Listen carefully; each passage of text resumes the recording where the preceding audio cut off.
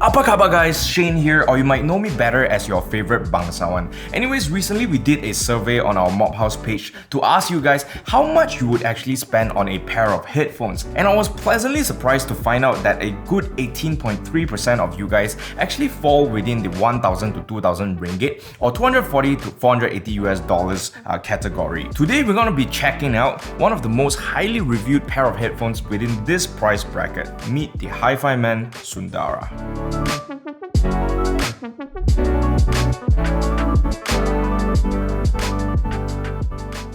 So, just to give you guys a little context about me, outside of being a content creator on Mobhouse, I'm also a musician who's a huge fan of a variety of music, moving from blues to classical to jazz to pop to rock to progressive rock to metal to hip hop, you name it. I've been an audiophile for years now, having previously owned a HD 800 setup among others before swapping them out for a pair of Genelec 8030Bs as well as a simpler pair of Beyerdynamic DT770 Pros as well as 880 Premiums when I started creating content. Now I believe that headphones knowledge start at the beginner level, moving up to the intermediate level and then the expert level, and I view myself somewhere within the intermediate level since I know quite a few people that are way more knowledgeable than me. I'll try my best to give you guys a complete picture in this review as well as hopefully many others to come, but feel free to drop a comment down below if you disagree with me or you would like to share any alternative point of views. Anyways, let's jump right in. The Hifiman Sundara is a pair of open-back planar magnetic headphones priced at 1,399 ringgit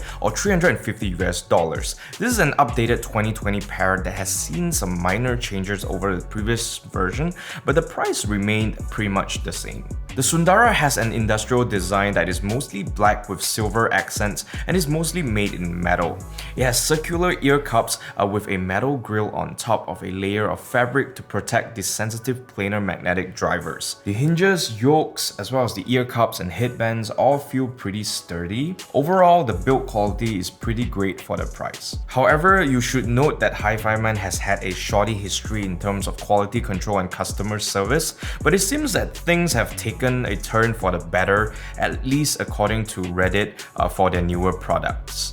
Personally speaking, my Sundara came without any noticeable factory defects and it has held up pretty well over the past couple of months that I've had it. In terms of comfort, this has got to be one of the most comfortable pair of headphones for my head anyways that I've ever owned. The ear pads are very soft and luxurious and the headband is pretty firm but not overly strong. The leather ear strap is also pretty soft and comfortable. But I do wish that the ear holes are a little bit bigger because my ears are pretty small so they fit pretty well, but I can see how it can be uncomfortable for some people who have bigger ears. In terms of weight, it is on the slightly heavier side at 372 grams, which is, believe it or not, considered pretty lightweight in terms of planar magnetic headphones. You won't really feel it until you shift your weight around after putting it on for a couple of hours or so. If I have any major complaints about the Sundara in terms of the entire package that it comes with, then it would be about these cables because they are a huge nightmare, being extremely short at 1.5 meters as well as bouncing around like a trampoline, you know? I would recommend that you get some custom ones. I highly recommend that you switch it out pronto for something nicer like the ones from Perry app, or if you're from Malaysia like me, feel free to check out some of the custom ones from Stars Picker Audio Library. In terms of specifications, the Sundara has an impedance of 37 ohms and a sensitivity level of 94 decibels. It is average in terms of how difficult it is to drive. You can actually run it off a phone that has an audio jack, wink, and it sounds perfectly fine just like that. Though you'll definitely notice the benefits of hooking it up to a cleaner and more powerful amp like this Topping A90 that I used for this review. Now, the Sundara is quite peculiar as a pair of planar magnetic headphones because not only is it equipped with one of the quickest drivers I've ever seen that rival those even in dynamic headphones, it also doesn't have that flat, super thick bass response that we are quite used to from other planar magnetics. The drivers are definitely capable of delivering that same kind of bass response with some kind of EQ, but it seems that Hifiman has tuned the Sundara more to be a clean and analytical pair of cans. Here are some of the tracks that I tested the Sundara with, and I've also listed them out in the description down below, so feel free to check them out. Now let's talk about everyone's favorite, which is the bass.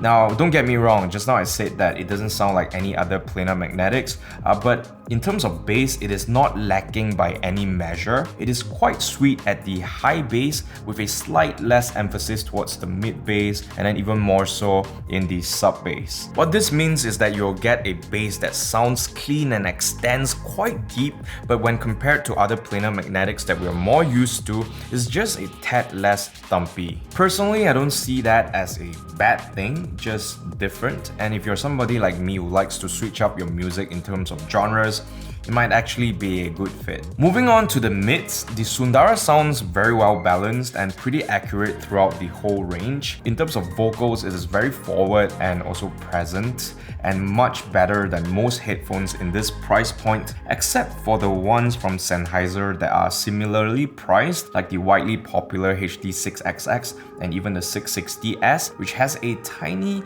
edge over the Sundara in terms of vocals. For my ears, the treble in the Sundara is on the brighter side without being too fatiguing. It doesn't really get up to the Beyerdynamic DT1990's range, which is too much for most people. Though in terms of speed of delivery, it definitely gives the DT1990 a run for its money. Overall, the treble is very fun and energetic, and also with exceptional clarity for this price point.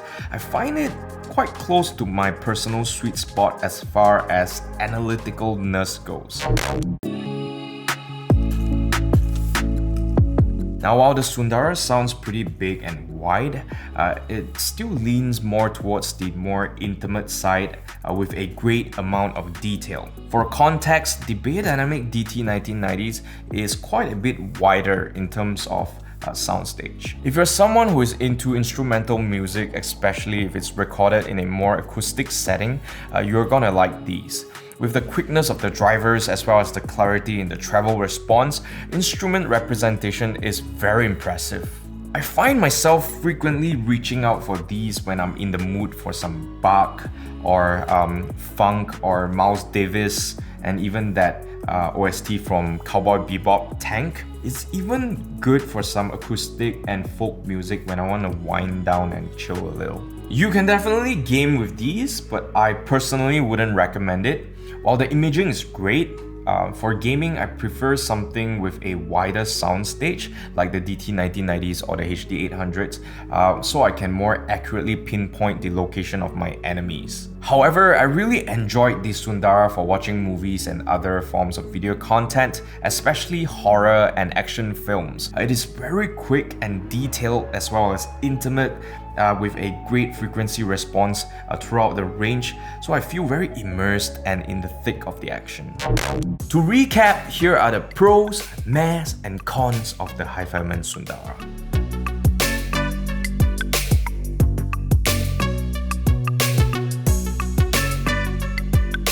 I give the Hifiman Sundara a very #cheap buy 9.5 out of 10.